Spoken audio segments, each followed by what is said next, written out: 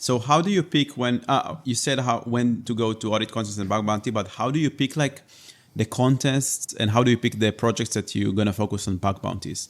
In terms of contest, how do you pick like contests? Contest?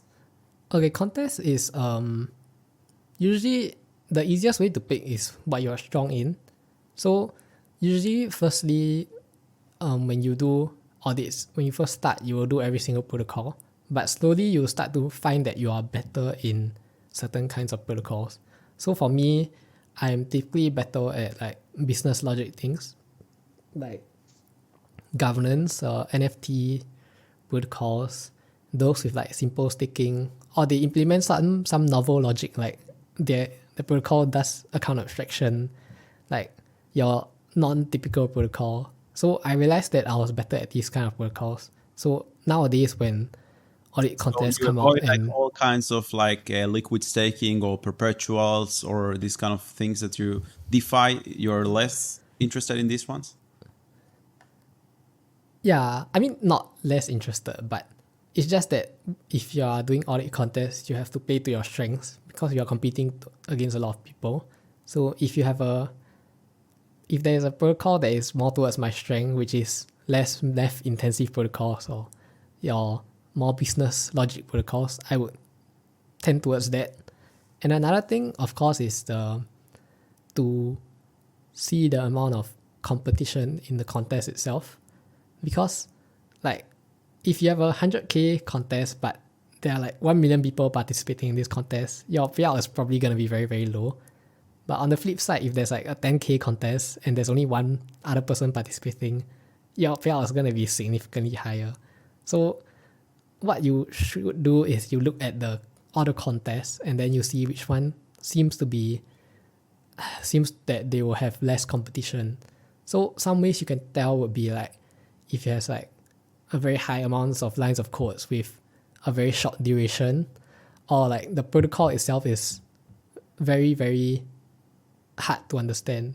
Like if it implements some sort of novel logic that's very complicated, the chances are that there's going to be less competition there because simply less people understand the protocol itself.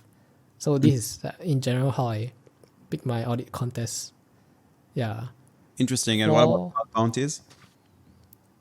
bug bounties, I mean I haven't had much experience, but what I used to do is actually I would look at the new protocols that come out, because I actually wrote like a Telegram bot that would script the Immunefi page. So whenever a contest comes out, a new bug bounty comes out, I will look at like the bug bounty immediately to see if I can understand it, or if like the protocol looks interesting, and then I will just look at the protocol immediately for like the next 2 days. But the problem is that it's really a race against time, because a lot of other people that are on Immunefi also do this.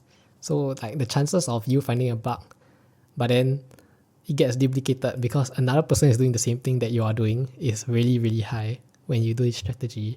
So the other strategy, like nowadays what I tend to do is that I look at protocols that pique my interest. So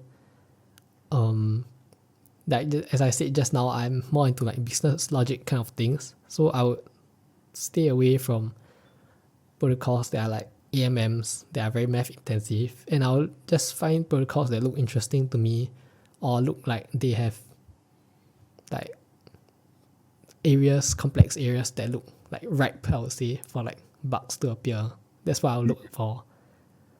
I mean, another small tip is that you can look at like the protocols previous audits to see like how heavily audited they are, because some protocols do like one audit or two audits and then they just like launch live, and then if you look at these and then you look at the reports, you see like 10 highs in the report in both audits, you definitely know that there's something missed that they Something didn't wrong. find. So There is something wrong. yeah, like the protocol itself isn't very, very secure, so there's definitely something that has been missed in the audits. So these are like protocols that I would definitely take a look at also.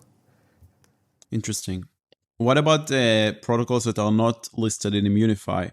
Like going to DeFi Llama and searching for TVL or forks, this is something that you also considered? Or it's a strategy that you haven't checked yet? I actually don't do this because, I mean, firstly, I don't really have the time to do this also. But the other consideration is that when you report on Immunefi, you have protection from Immunefi. So if the protocol does downgrade the severity and you disagree, you can ask for mediation, and the Immunefi team will try to protect you as your white hat as much as possible to make sure that you are paid fairly. But if you report like on protocols directly and then they just say they don't want to pay you, there's nothing that can be done. And there are no like rules for it also. They can just fix the bug and say I don't want to pay you, because they're not listed anywhere. They haven't signed like an agreement that if they fix the bug they will pay you, that kind of thing. So I don't do it to like in the interest of time, so that I don't waste a lot of Spend time time. on a protocol. Yeah, just to not get paid. But I think some people that are like familiar, that are very, very well versed in the bug bounty space do this. I think Curious Apple is his name. He does do this sometimes. And it does open up some opportunities. Like maybe you get ghosted more by protocols, but sometimes the protocols will like contact you for a private audit. They'll say, oh, you found a bug in our protocol. Why not you just audit our protocol in the meanwhile? So there's sort of like a trade-off, I would say. Yeah. Makes sense. Makes sense. It's interesting strategies, but you're one person and you have limited amount of time, and you're also studying at the same time at the university. Obviously, you don't have time to do everything. But it's cool that you picked something that you're good at and you're doing for a while and focusing on that. And I think this is one of the reasons that you're getting better and your results are incredible compared to other people, because you really said it, okay, I'm focused on C4, and okay, on my free time, I'm going to check out bug bounties, but my main goal is C4. And I think this is also something that helps you get better and better and be the best. Yeah, I think that's mainly what I do. If audit contests are working for me, I don't see. Definitely, I should explore further, but there is no need to pivot to something that is completely fresh or completely new. For me, that's what I would say for now, Yep. at least.